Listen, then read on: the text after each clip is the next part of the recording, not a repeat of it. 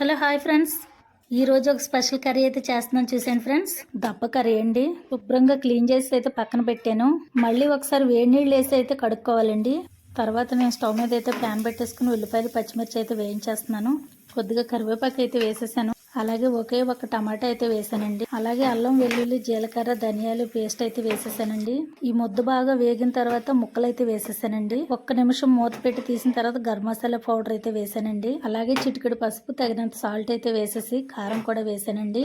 పసుపు అయితే కడిగేటప్పుడు తర్వాత కూడా చాలా ఎక్కువే పడిందండి. చిటికెడు వేసుకుంటే సరిపోతుంది, ఇది ఎండాకాలం కదండి. అన్నీ వేసిన తర్వాత ఒకసారి మూత పెట్టానండి. చూడండి ఎలా దగ్గరికి అయితే మన కూర అయితే రెడీ అయిపోయిందండి. చూడండి కర్రీ ఎంత బాగా వచ్చేసిందో. ఈ కర్రీ టేస్టే కాదు, హెల్త్ పరంగా కూడా చాలా మంచిదండి. ఊపిరితిత్తుల ప్రాబ్లం, ఆస్తమా ఉన్న వాళ్ళకి కూడా చాలా మంచిదండి ఈ కర్రీ అయితే.